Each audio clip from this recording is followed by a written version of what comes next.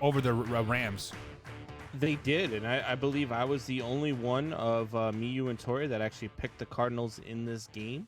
I've been a believer in the Cardinals since prior to the season. I was a believer in them when they went out and got J.J. Watt. I really like this Cardinals team. This defense is filthy, and they can score a bunch. And they continue to. We talked about this earlier in the week.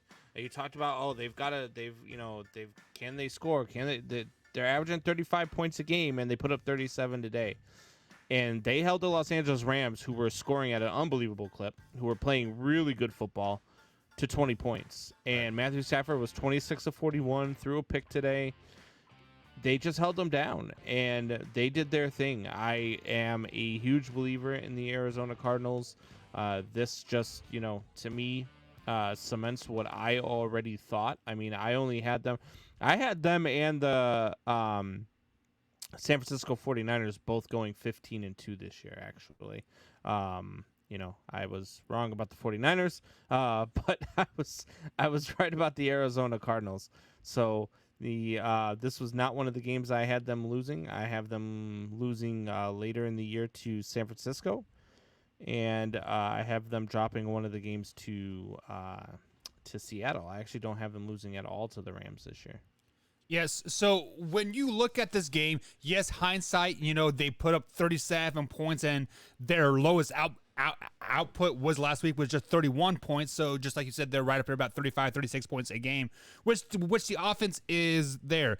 The one thing that scares me about the Cardinals right now is the points that they are giving up. Yes, you can say, they only gave up to the 13 points to the almighty Titans. Well, guys, newsflash, the Titans lost to the Jets. Then you can say, they gave up 33 points to a high-flying Vikings team. Aren't the Vikings like 0-4? They're 1-3. They're 1-3. They beat the Cincinnati Bengals with a overtime win, and then they gave up 19 points to the Jaguars. The Jaguars flat out suck. And then yes, they only gave up 20 points to the Rams, the high flying Rams. But this defense, even with the addition of J.J. Watt, kind of seems kind of suspect. Like a little bit, Combs. Who is the linebacker that had 5 sacks versus the Vikings? Name slipping my mind right now. Drew would know who I'm talking For the Cardinals? About. Yeah. I'm about to look it up. Chandler Jones. Chandler Jones. Yes. But when you look at their schedule moving forward, they have a 49ers team. We're going to talk about the 49ers here in like a tad bit here. But the 49ers scare me a lot. The Browns look pretty damn good. Yes, they had a little off week this week, but they're bound to have that week. And then they play the Texans, Packers, and 49ers again.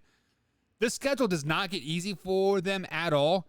And with this defense that's giving up 20 points a game, it scares me because if you have one offensive bad game, score under 14 points and you're giving up 20 plus points a game, you don't lose that game, Combs.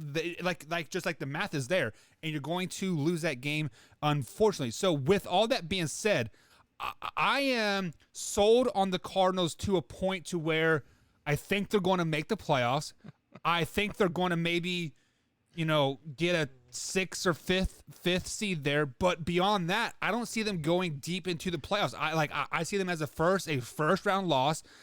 I see them probably, not even winning the division, probably being fourth in the division, because right now they're kind of fat and happy over there being 4-0, and it would not surprise me if they come week 9 they're 4-4. Would not surprise me one bit. Buck,